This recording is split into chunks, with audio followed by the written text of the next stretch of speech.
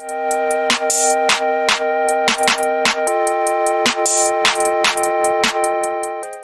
how's everyone doing? It's another episode of Substance and Shit. And we got another cosplayer. It's Baby Groot Loop. I'm going to start here. Like, do you like Fruit Loops? I actually don't like Fruit Loops. What? So, like, how'd you come up with the name Groot Loop then? I remember when I used to have a Nintendo 3DS, then I would have to come up with a name. So I loved Marvel and I loved Groot. And then one day I was like, oh, you know what? I've never heard anyone say Groot Loop because it sounds like Fruit Loop. So then I was doing the Groot Loop. And then I just added the baby once Baby Groot Loop was once Baby Groot was popular in Guardians of the Galaxy. So okay. That makes sense. I can get behind that. So how you doing today? I'm doing good. It's a lot of stuff going on around the house, so if it sounds a little and that's why. Is that Samurai Champloo back there? Yeah, it is. Awesome. That's fantastic. So I have Dragon Con coming up in a week, and I just wanted to pick your brain a little bit about cosplaying, particularly as a Black person. And let's just start with getting to know you a little bit. What was your first cosplay? Okay, so my very first cosplay, I would say, was Storm from the X-Men. Okay. And I was super excited because at the time it was like sophomore year of high school, and I was becoming really, really obsessed with comic books. Mm-hmm. So X-Men is always my favorite team. It always will be. So when it was time for me to get my hair done, I was like, I want to do Storm, but I want to do it different. So I actually got box braids, but they were white, like Storm's. Okay. Yeah. And then that was the first costume I ever made myself, like from scratch. Like I remember going to Walmart and getting fabric to make a cape, and I had no idea what I was doing, but I was like, I'm just going to kind of try some things, and I ended up really liking it. So. Okay. So do you have a favorite cosplay that you've done? My favorite, it probably would be some of the more recent ones. I just did Mystique the other day, and again, it just automatically wins because of X-Men. Yeah. But also, I did really like the one I did. That was yesterday, actually. It was Shizuku from Hunter x Hunter, because I recently got into Hunter x Hunter like really heavy. So I was really excited to cosplay her character, and I'm definitely doing a whole bunch more characters from that show too. Is that show good? Like, I've heard a lot of good things about it, but I haven't actually dipped my own toes in it yet. It is so bomb. Like, it's so good. Like, if you're a person who likes Naruto, everybody always compares the two shows because they are similar in the way that they are. But I think Hunter x Hunter is original in its own way because it starts as one thing and kind of veers off into this whole different thing. And it's really good. Like, really good. I'm gonna have to check it out then. Like, I've been needing something to kind of fill that void that Naruto left, and like My Hero, because it's more seasonal, it's like I gotta wait so many months before it comes back. So I've been waiting for something to kind of to dive into, and I might check out Hunter x Hunter. Like I saw that has like at least a couple like Black characters in it, which is it's pretty exciting. So, when you talked about X-Men and Hunter x Hunter, are there any like other materials that you like to draw from? Like, these are kind of things that I'd like to cosplay as. I like to kind of do everything. Like, whenever I do a cosplay, then I think of what I loved during my childhood. I think of the stuff I'm into now. Like, I'm a huge nerd. I'm pretty much into everything. So it's like, I see things like comic books, and I'm like, there's so many characters that are so cool. I would love to like edit a picture with their powers in it. Or I look at like children's TV shows from like the 90s and just that nostalgia that's connected to them. And I'm like, oh, you know what? That was a really good show. And I like bringing back memories for people. And a lot of people actually be like, oh, I really like that show. And so I kind of just just whatever I like, I guess. I like a lot of stuff. Okay, yeah, yeah. Um, so when you started doing like your costumes, especially when you were first starting out, did you did you ever feel like, oh, this might be stupid, or people are not gonna like the way my costume is, or did you have any like self doubts when you were first starting to cosplay? Oh yeah, for sure. I still do every time I post a cosplay.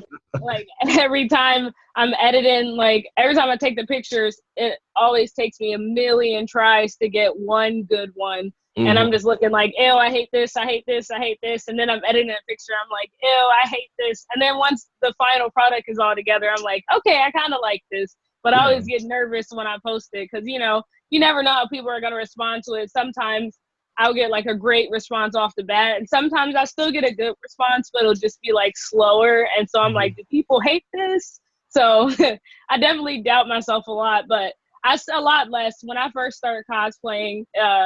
It was like different from the school that I went to when I would do cosplays for Halloween, or I would go to conventions and things like that.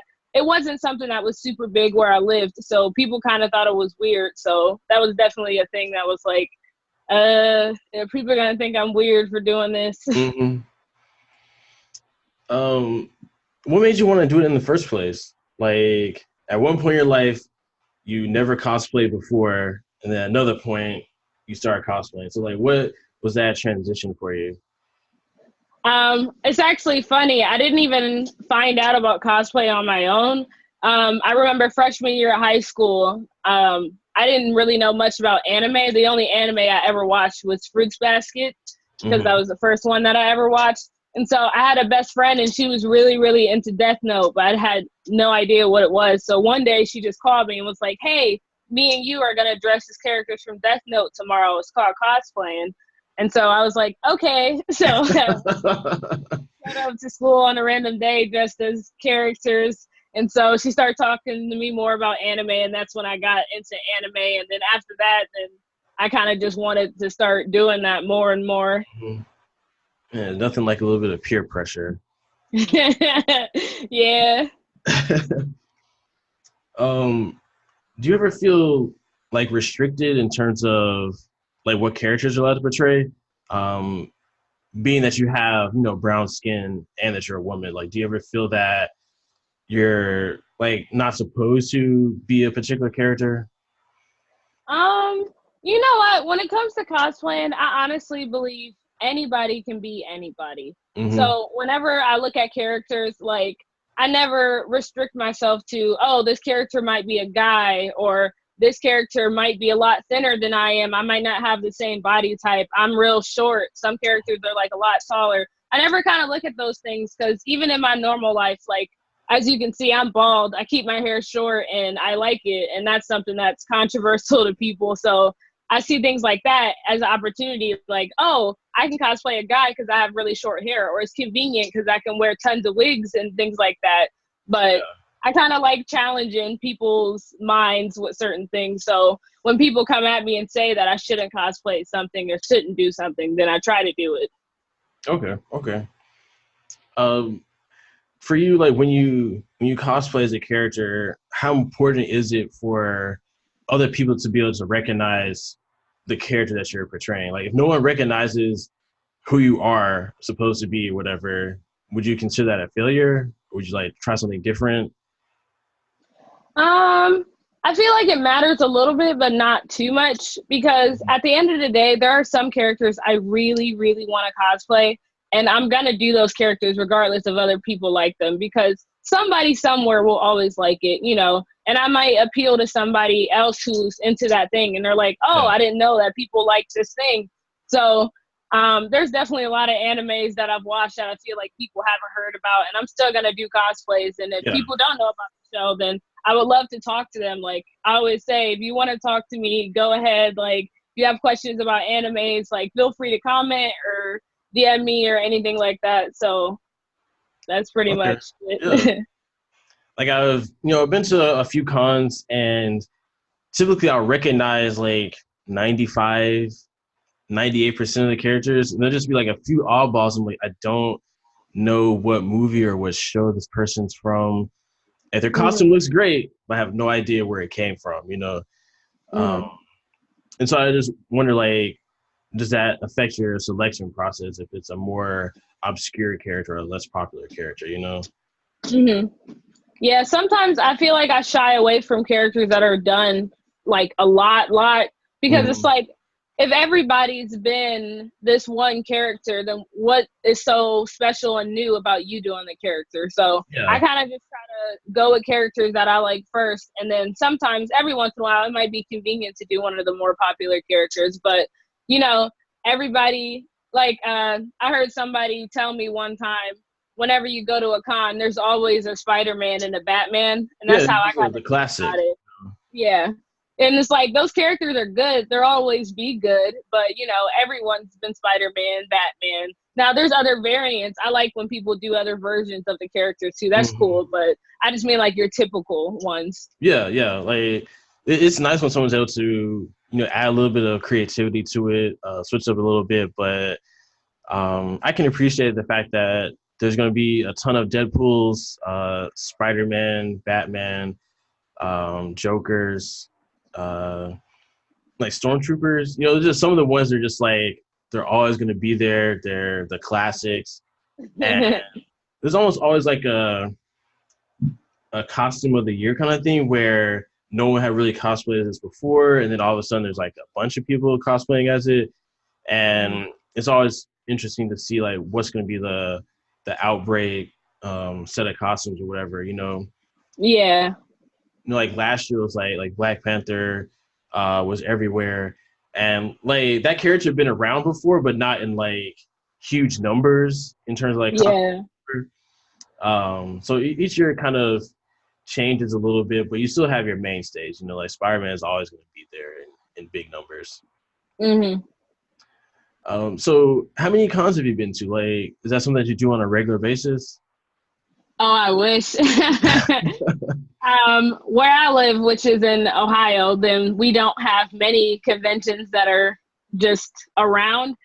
We do have a bunch of very small ones, and don't get me wrong, I really appreciate the small ones because those were the ones that I first started going to. Like, I didn't even know there were huge conventions that you could go to. I didn't know that people like flew across like, you know, states to go to cons and things like that. I didn't even know that was a thing. So I used to go to the smaller ones. They would have like so many deals on Funko Pops and cheap comic books. And I just remember getting a whole bunch of free stuff and being so excited. But I only get to go to maybe 1 to 2 cons a year, honestly. I'm planning a whole bunch more for next year now that I know about some of the other ones. But still, being on this side is a little inconvenient because a lot of the bigger ones are in like California and Texas and those farther places. So like you're kind of in the middle. You know, like New York, you know, in the East Coast, like they have some very big ones, but then on the far west, they also have big ones. So like being in the middle is kind of awkward. I imagine Chicago probably has something, but the biggest ones tend to be on the different coasts. I'm actually going to a semi-big one next month, which is the Cincinnati Comic-Con. So I'm excited about that. I'm going to post the lineup soon, so stay tuned. All right. Do you have like a lot of people that come up to you, ask like pictures and that kind of thing when you're cosplaying? Well, the last time that I did cosplay at a con, I was Juzo, and that one was a smaller one, like I said before. So I think a lot of people either didn't recognize me or I don't know. Like, I feel like not many people asked, but when I did Storm, a lot of people were interested that I did the braids instead of just like gray hair. So a lot of people were like really hyped about that. And I actually went in the costume contest. And I didn't win, but I was so excited that people were just clapping for me. And it was like the first thing I had done. So that was cool. So it's kind of like, here and there, people ask for pictures. Okay. How much time do you normally dedicate to like making a costume? Like, is it a week-long project, like a month-long, or how does it normally go? It depends on what kind of costume I'm doing. On my page, typically, I like to post every 2 days. So whenever I do that, like the normal ones that I just do back to back throughout the week are usually the easier ones. So closet cosplays definitely usually take less time, but the thing that takes the most time, like more than the costume, is just taking the pictures, editing the pictures, like adding characters, adding effects, and doing things like that. Mm-hmm. But when I'm making a full out costume, it usually takes me 1 to 3 days. I'm like, I don't know, I go in like costume mode. When I'm doing a costume, I just get so excited and I'm just so happy to do it that I'm just doing it all day. Like I'll put on my favorite show or a show I know I can marathon and just sit on the floor making it all day long. So it usually doesn't take me a long time, but I wait till the last minute. So if the con is next week, I might be doing it 3 days before and just doing it. So you mentioned like closet cosplay. Like, what do you mean by closet? So closet cosplays are like cosplays you can make out of clothes you already own, Mm-hmm. or if you just get something plain for it, something easy. Like for example, this shirt that I'm wearing, I wore it to do an Aang cosplay. And although Aang doesn't wear a one-shoulder crop top, then he does have like a sash thing that Yeah. goes to one side. And then he has like a yellow sleeve. So I had a yellow sleeve that I actually cut off a shirt for a Yusuke cosplay. And I just took the sleeve and I tucked it under the band here to look like the same effect. And Okay. then I painted the arrows and things like that and added effects. So it's like, it's a closet cosplay. It's not the actual cosplay, but it's like very reminiscent of it. Okay. All right. Cool. I mean, those seem like a lot of fun. You know, just kind of like putting things you have together in a different way to create something new. That seems like a lot of fun. Mm-hmm. Does your friend who introduced you to it, does that person still do cosplay? Oh no, she didn't really do cosplay. She just kind of wanted to do it that one time. Okay. So you just kind of took the reins and you're like, I got this. Let me show you how it's really done. Well, yeah, because at that time, when I was little, all growing up, I always wanted to be a fashion designer. So I took my love for like fashion and then this new world of anime and cosplaying and stuff and kind of just put that together. And so it was like the best of both worlds because I could be nerdy, but I could also do clothes. That seems like a dream come true. You know, like I like doing clothes or whatever, but then it doing cosplay really allows you to be creative and kind of approach clothing from a completely different perspective. You know, like it seems like a lot of fun. It's almost like doing costumes for a movie set or something. Yeah, that's what I want to do. Long term, I would love to do that. Yeah, I mean, this seems like the right track. You know, you get to showcase like a variety in terms of like your work and everything. Yeah, it seems like a good start. You know, like there's probably like some local people that you can contact with and, you know, just go from there. Like I know a few people that do, you know, costumes and that kind of thing. And they started locally and they were able to build up their resume and then move on to the big time or whatever, you know. Mm-hmm. So like going forward, like you're doing these the cosplay and you're going to some of the cons here and there. Like I guess what were your like longer term goals in terms of like how you want your cosplay to go, like what kind of message you want to send with your cosplay and that kind of thing. Mm-hmm. Well, definitely as a long-term goal, I would love to do cosplay full time. Right now I do work full time as a manager at a store and cosplaying is just what I do on like all of my free time. So I would love to be able to just go to conventions, do photo shoots, get to like book events, do charity, things like that.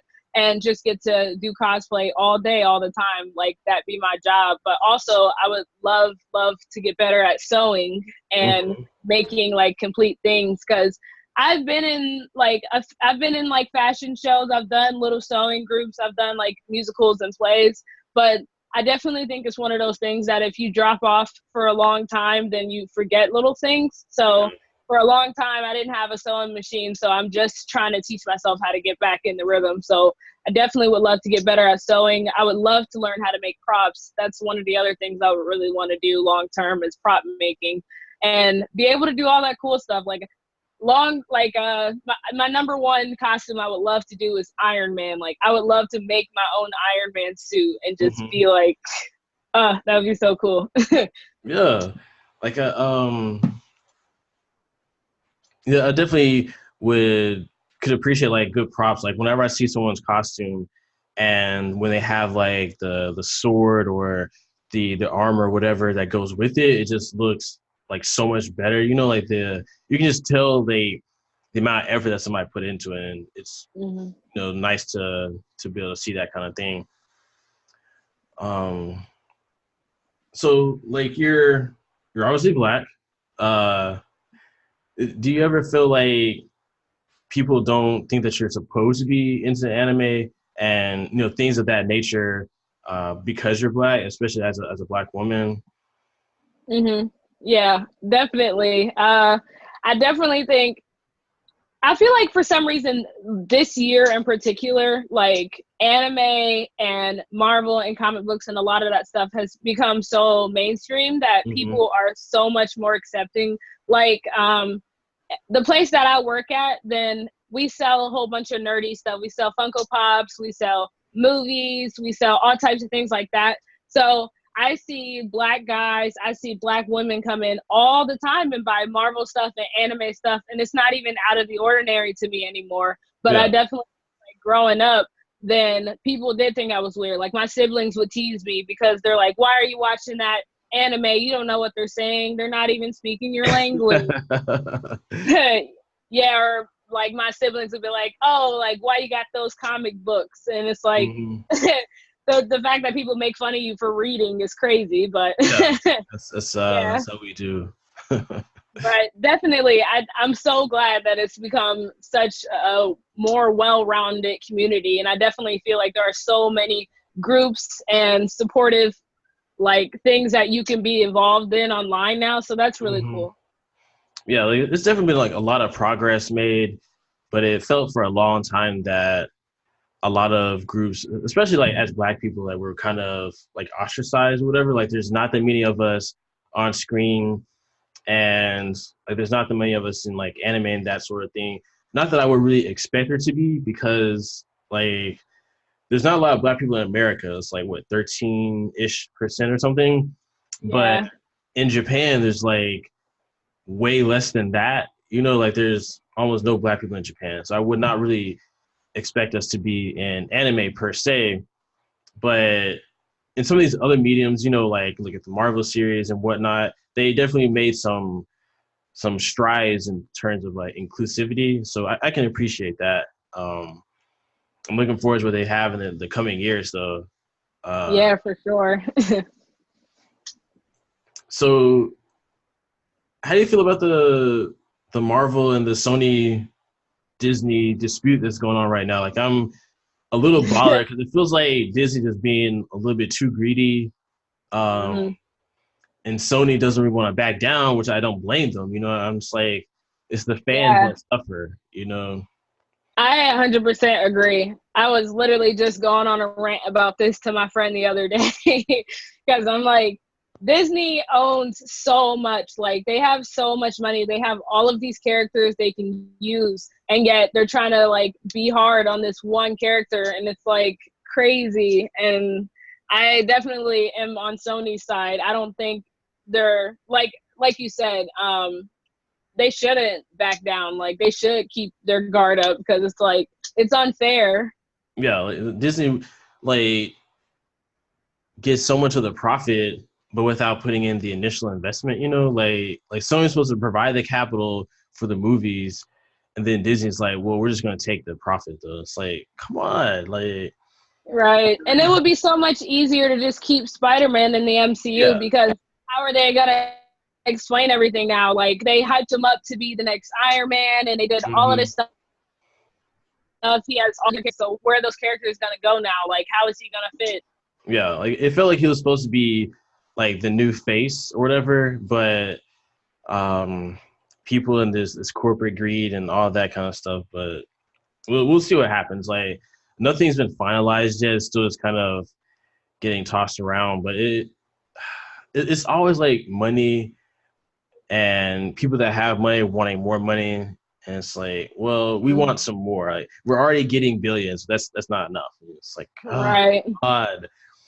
We'll see what happens. So like it's a frustrating situation because after waiting so long to get Spider-Man in the MCU, and now he might be gone in another year or so. Like I think he's still contracted for 2 more movies as it stands right now, but I'll be disappointed if he's gone after that though. But Yeah. Yeah, so where can people find you on social media? All right. So Instagram is Baby Groot Loop and then _ cosplays. Twitter is just Baby Groot Loop. What else? Those are my main 2 platforms, honestly. On Facebook, I'm a part of a whole bunch of different groups. That one is just my regular name. So if you want to add me on Facebook, my Facebook isn't really like for communicating and things like that. Most of the time, I just use Facebook to post in groups and interact with different people in all of the groups and stuff like that. So I don't use Facebook too much, but my main platform is Instagram. So I would just recommend Instagram. And of course, I do YouTube too. So my YouTube is just Baby Groot Loop. And I do comic book content, anime content, Funko Pops. I've done gaming videos, kind of just everything, whatever I feel like doing, I guess. But with my channel, I kind of just make videos that I wish that I could have like saw other people like me make. Like I remember starting YouTube, I was like, you know what? I don't see any little bald black girls talking about comic books on here. Let me do that. Let me be that person. Like, review comic books or like how does that go? Well, I'm still planning a lot more comic book videos. I don't know if you know about the channels like Variant Comics or It's Super Effective. There are a lot of different channels that I watch that kind of explain whole storylines. And I would really love to do that, like do videos where I'm talking about different storylines or doing history of origins, powers of characters, kind of what characters I think would win in certain battles and things like that. I would really love to do more videos like that. So that's what I'm trying to work on right now. Okay. So like the videos that you have now, like what are the stuff that you are normally talking about? Like you talk about like comic books and whatnot, but are you like describing like characters, like specific events? Like what kind of stuff are you addressing in your videos? Well, okay, so I have a video called 5 Black Marvel Characters You Probably Never Heard Of.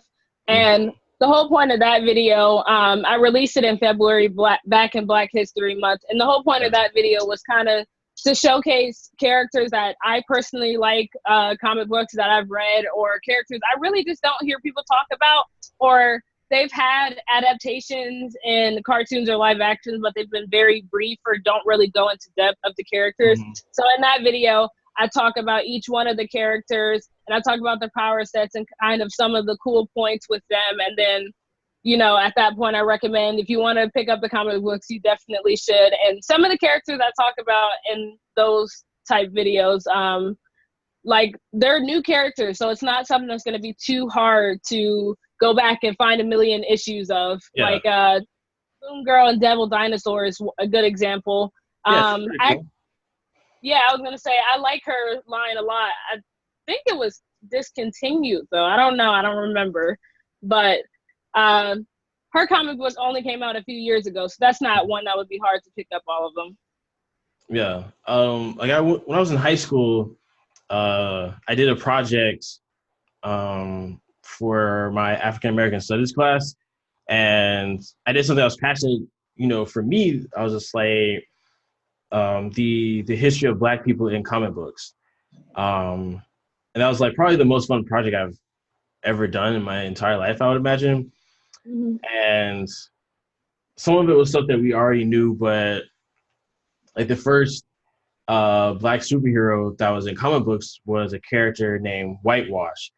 And that really just said a lot to me. It was like the first character that's a Black person It's called whitewash. It's like, well, this seems terrible. Like, I don't fault them in the sense that because like they were writing for their specific audience, like during that time, like this is way, way, way back in the day. But holy shit, like your character's name is Whitewash? Like Yeah, that's messed that's up. what you could do? You know, like Right. this is the debut of an African American character, and his name is Whitewash. I was like, oh my god, this is terrible. Yeah, it is. They've obviously made some improvements since then, but once upon a time, things were looking pretty bleak for Black people in comic books, and Yeah. there's been some strides made, some progress made, which I can appreciate.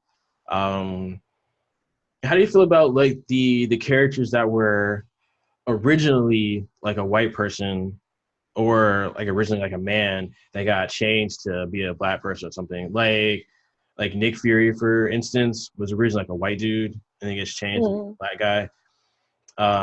Do you think that's a good thing, or would you rather just have more original Black characters? I think, in the sense of Nick Fury, I like Samuel L. Jackson as Nick Fury. I think he's funny. I think that that take was a good choice, and I don't think that it takes away from the character at all. But I do, on the other side, believe that we need to have more Black characters getting their own adaptations, like Black Panther. Like, we see how much Black people came out for Black Panther, so we need to incorporate more Black characters in comic books, because there are Black characters in comic books. They just aren't given like the front stage to Yeah. really get their shine. So let's get a Storm movie, like where we actually tell her origin and actually tell it, like show her powers. Like, I feel like there's never been a movie that show all of what she can do. And so, like, or even not even just Storm, like let's get characters we haven't heard of. Like, let's get brand new people out here Mhm. and really boost up other Black people who already exist in comic books, because people try to make it seem like there are only the Falcon and Black Panther and like two other Black characters, but there are tons of them. Yeah. Did you see the last X-Men movie? The Dark Phoenix or whatever? Unfortunately, I did. It wasn't horrible. It Like, was horrible. I feel like the issue is that one, it was coming like a month or two after Endgame, which is like terrible timing. Um, and it wasn't like their fault. Like the fact that the rights were being transferred, like while they're still trying to make the movie and everything. But the movie had a couple of good parts, I guess, but overall it was disappointing. But I really wanted Storm in the X-Men franchise to do a little bit more than what she did. Yeah, for sure. Like when she was Halle Berry and when she was what is the lady's name? It escapes me now. Um, but just never felt like she really had a chance to shine in terms of like what she could really do. It felt like it was always just like make clouds or make lightning, and that's it. Yeah. Like I feel like she can do so much more, but she just never gets a chance to do that, you know. Yeah. And a part of it, I think, is just the way the movies are made overall, like not just X-Men, but also uh, the MCU movies, where they kind of dumb down everybody's powers, so you can just everybody's just kind of like punch kick, basically. Even like Doctor Strange, I'm like he's magic, but in the movie, all you really see him is like make a sword, make a shield, make a whip, like Right. basically punch and kick. I'm like, that's it. That's all you can. Yeah. Come He's the on. sorcerer supreme. Come on. Yeah, it's like show me some real magic, but it's just like nope, punch kick. All right, I guess Everyone's Captain America. basically, and I get it because when you have people who have powers that are a little bit more complicated, it's difficult to really have everybody on screen and have it make sense for the Yeah. more casual viewer. But I've always just wanted them to add just a little bit more in depth to some of the action sequences. And it just feels like they just don't have time to explain people's powers or whatnot. They're just like, energy beam, punch kick. All right. Yeah, Like, I definitely think there's some characters that I hope in the future they're gonna give some more love and really develop their character. One of the examples would be Scarlet Witch, because Scarlet yes. Witch is like so cool. And if you've read House of M or if you've seen like anything, then you just know Scarlet Witch is like awesome. And in the movie, she never really does anything. Like when they introduced her, they were like, she's just kind of the weird chick. And it's Yeah. like, they have not delved into her thing. Like I remember everybody said Quicksilver was going to come back and he didn't. And it was kind of just weird how he was in that movie. And Yeah, they it really definitely was. I feel better. like So I hope with the TV show, then they start from scratch and really get to introduce her character and acknowledge how cool she actually is. yeah, like I'm looking forward to like her and Vision having a full-fledged romance. Like I really enjoyed it in the comics, and like I like the actress, the costume, but it just felt like given how many characters are in the movies, they just didn't have time to really give her enough. There's just like they kind of make you have to make assumptions, whatever, just kind of like just make the guess like uh Yeah. you know she loves this guy, right? Okay, cool. All right, now Yeah. her boyfriend's dead. Now she's mad. All right, cool. I guess I get it.